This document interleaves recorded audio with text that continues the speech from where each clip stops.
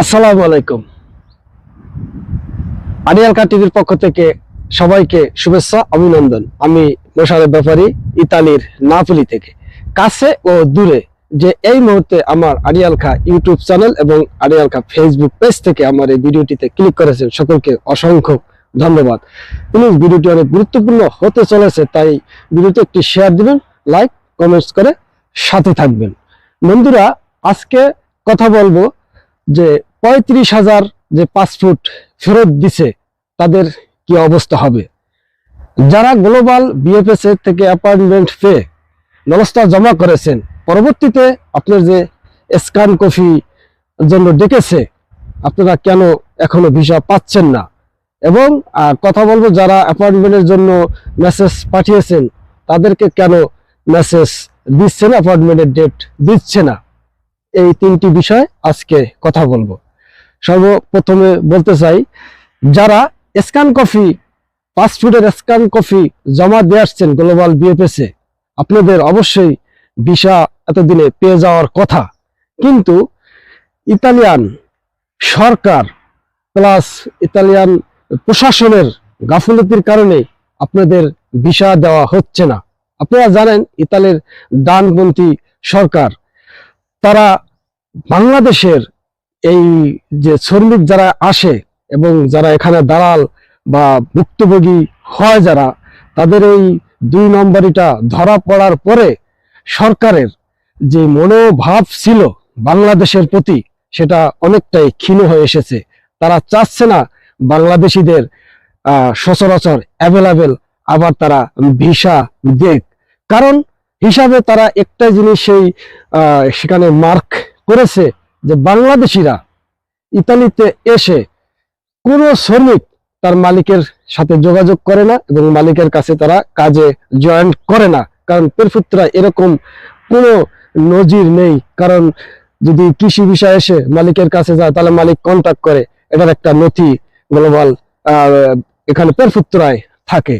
সেক্ষেত্রে অন্য অন্য বাংলাদেশে যেহেতু কাজে বা কর্মস্থলে জয়েন্ট করে না, সেজন্য অনেকটাই বাংলাদেশিদের ভিসা দেওয়ার ক্ষেত্রে আগ্রহ এদেশের সরকারের কমে গিয়েছে।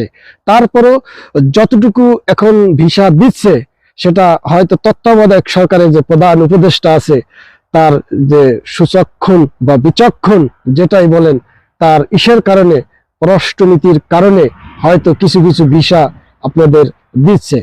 কারণ ইতালিতে কৃষি ভিসা হোক, যে কোনো ভিসা, অন্য অন্য দেশের যারাই এখানে আসে, আসার পরে তারা প্রতিটা মালিকের কাছে গিয়ে তারা কন্ট্যাক্ট করে এবং তারা কাজ করে। কিন্তু বাংলাদেশি যারাই আপনাকে আনে, তারা তো মালিকের কাছে আপনাকে নিয়ে যায় না এবং আপনিও খোঁজার কোনো চেষ্টা করেন না।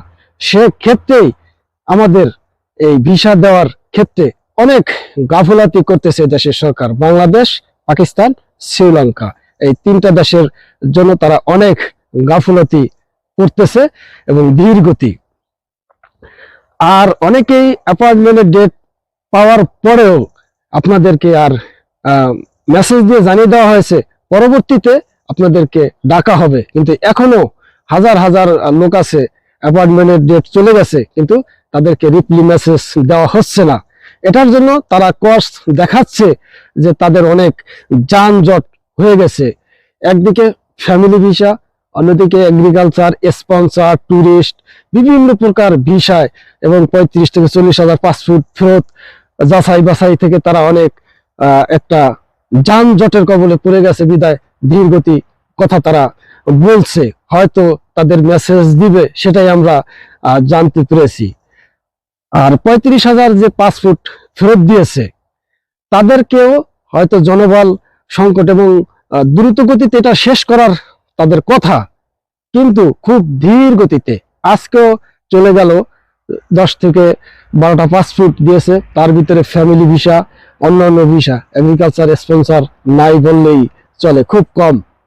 কারণ তারা জনবল সংকটের কথা দীর্ঘদিন যাবৎ বলে আসলেও কিছু জনবল তাদের নিয়োগ দেওয়া হয়েছে। হয়তো এই জানুয়ারির শেষের সপ্তাহ থেকে কাজের গতিটা বাড়ার কথা। তারপরও আমরা আশা করব এবছরের মাঝামাঝি টাইমের ভিতরে যেন 35,000 যে ভুক্তভোগী আছে তাদের বিষয়টি তারা যেন সলভ করে, এবং সেটা আমাদের প্রধান উপদেষ্টা বরাবর আমাদের সর্বসময় আকুল আবেদন বা আকুতি থাকে যে এটা আপনার সদয় দৃষ্টি হোক, এবং সরকারের সাথে পররাষ্ট্রনীতির মাধ্যমে এরা যেন দ্রুত তারা সলভ করে, সেই বিষয়টি উপরে তাদেরকে তাগিদ দেওয়া দরকার বলে আমি মনে করি। তারপরে আমরা যতটুকু ধারণা করতেছি জুন জুলাই পর্যন্ত হয়তো যে এই যে লোকবল নিয়োগ দিছে তাদের মাধ্যমে হয়তো এটা তাড়াতাড়ি সমাধান হতে পারে, আশা করতেছি গতি ফিরে আসতে পারে। অতএব যদি ভিডিওটি ভালো লাগে একটি শেয়ার, লাইক, কমেন্টস করে পরবর্তীতে ভিডিও তৈরি করার উৎসাহ যেন পাই। আজকের মতো ছোট্ট এই ভিডিওটি নিয়ে এখান থেকে বিদায় নিচ্ছি। আসসালামু আলাইকুম।